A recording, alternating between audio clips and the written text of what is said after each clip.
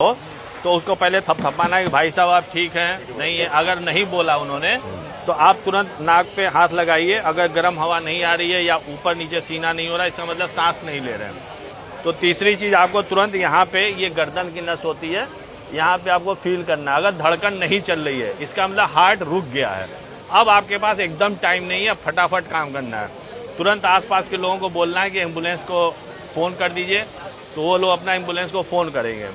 उसके बाद आपको सीने के बीचों बीच जो बीच की हड्डी होती है उसके बीचों बीच, हाँ, ये दोनों निप्पल के बीच में यहाँ पे लोअर वन साइड हम लोग होते हैं, लोअर 1/3 में आपको दाहिना हाथ नीचे रहेगा, बायां हाथ ऊपर रहेगा, ऐसे क्रॉस कर लेंगे। क्रॉस करने के बाद आप कंधे को ऊपर ले आएंगे और कोहनी को सीधा रखेंगे ताकि पूरा पावर नीचे जाना चाहिए और 5 से 6 सेंटीमीटर दबना चाहिए। इसमें जब क्लिक की आवाज़ आएगी, जब हम दबाएंगे तो क्लिक की आवाज़ आएगी, इसका मतलब सही दबा रहे हैं आप। ठीक है, ऐसे 30 बार दबाना है। फिर 2 बार हमको सांस देना है। सांस देने में ये ध्यान रखना है कि हेड को टिल्ट कर देना है, ऐसे चिन को लिफ्ट करना है, नाक को दबाना है। जो सबसे इम्पोर्टेंट चीज़ है, नाक को दबाना है।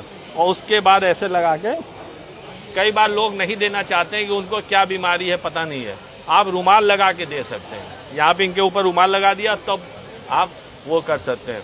तो हम एक बार प्रक्रिया पूरी बता दे रहे हैं। भाई साहब, फिर ये देखा नहीं आ रहा है, फिर तुरंत इसके ऊपर आए आप, और ये जो कटा रहा है ना, इसका मतलब सही हो रहा है। 18, 19, 20, 21, 22, 23, 24, 25, 26, 27, 28, 29, 30 बार दबाया, तुरंत इनको लिफ्ट किया। इसमें 2 सेकंड लेना है, 2 सांस का मतलब 2 सेकंड बस, ऐसे किया और फिर अपने काम पे लग गए। इसी तरह 5 बार करने के बाद तभी करेंगे, बार बार नस नहीं चेक करना है। ठीक है, अब आप कर लेंगे। हाँ, बहुत बढ़िया। हाँ, यहाँ पे, यहाँ ऐसे, हाँ ऐसे, अब नहीं चल रहा है। हाँ, लग किया, सीधा किया, बहुत अच्छा है, वेरी गुड। हाँ, बहुत अच्छा। ये सीधा रखिए। हाँ, बहुत बढ़िया। 2, 3, 4 ऐसे गिनती भी 30 तक आपको ले जाना। हाँ, देखिए बढ़िया आवाज आ रही है, बहुत बढ़िया। अच्छा, करना है सर को। हाँ, ये करके ऐसे मुंह से खोल दे। हाँ, बहुत बढ़िया। तो यही है। और इससे जो है आप लोग देखे होंगे कि इससे अगर कोई गिरता है और तुरंत करंट जिसे होता है ना, ये इलेक्ट्रिक करंट कई बार हार्ट में छूट जाता है। और एक मेरा मरीज आया, उसने बताया कि साहब मेरे पति गिर गए, तो औरत क्या की कि औरत कही कि अरे बप्पा करके रोने लगी, तो 2 बार उस पर हाथ मारी और उसका हार्ट चलने लगा।